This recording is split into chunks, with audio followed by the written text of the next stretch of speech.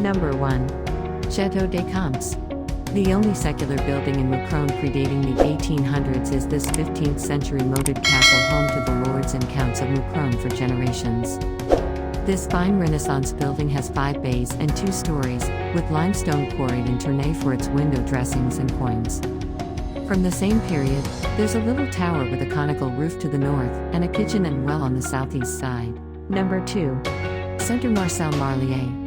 In the outbuildings for the Château des Comtes there's an interpretation center for the popular artist and illustrator Marcel Marlier, 1930 to 2011, who was born close by in Herseaux. You'll get to meet Martin at this attraction and learn all about Marlier, his talent, creative process and personality through sketches, films, animation and a trove of rare, unpublished documents. Number 3. Grand Place. From 2018 to 2019 Mouscron's main square came through a couple of phases of reconstruction to make it more convivial, more pedestrian-friendly and to boost the businesses on its margins. Now instead of cobblestones and a giant car park there's a smooth esplanade, with outdoor seating for the contingent of restaurants and bars. At the southwest end is the neo-Gothic Hôtel de Ville, 1888, by Bruges architect René Buyck and inspired by traditional Flemish design. Number 4. Église Saint-Barthélemy. The neo-Gothic tower of the Église Saint-Barthélemy rise on the northeast edge of Grand Place.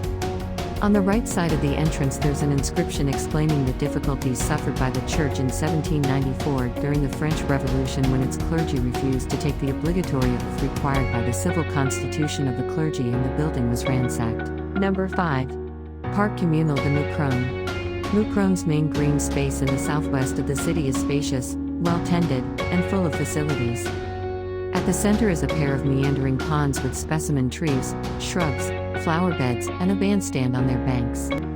The remainder of the park communal is mostly open grass with accessible paved paths on the west side of Rue du Roi Chevalier, or sports facilities and a children's playground with sandpit on the east side. Number 6. Famiflora. The largest garden center in Belgium is in Mouscron's orbit, just off Junction 2 of the E403. The sheer magnitude of Famiflora is hard to convey, and as well as plants, garden tools, garden furniture and decorations for outside there's interior decoration, cut flowers, candles, everything you need for arts and crafts, Christmas decorations, as well as an entire department for pets. Number 7. Maison Picarde. In 1892 the worker cooperative La Fraternelle was established in Mouscron, and within a few years needed a larger premises as it continued to grow even through the First World War. The Maison du Peuple and the Boulangerie de la Coopérative were built at the current site of La Fraternelle on Rue de Tourcoing, followed in the 1920s by the Palais des Fêtes, a performance hall and cinema Mouscron's working class. Number 8. Musée de Folklore Mouscron. At the crossroads of Belgium and France and Flanders and Wallonia, but also with a Picarde accent, Mouscron has a social history well worth investigating. At the Musée de Folklore there's a collection of artifacts assembled between 1850 and 1950, all displayed in a series of carefully laid out rooms. Number 9. Brouwerij Omer van der Kinsta. A short trip to Belgium will bring you to a family-run brewery making beers according to traditional recipes but using modern techniques.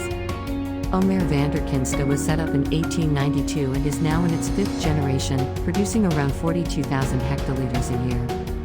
The flagship is Omer, traditional blonde, as the name Omer has been passed down from father to son through every generation.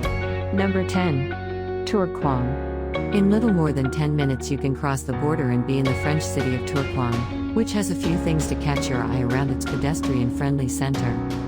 Chiefly there's the Église Saint-Christophe, which can be traced back to the 11th century but has a 19th century neo-Gothic appearance.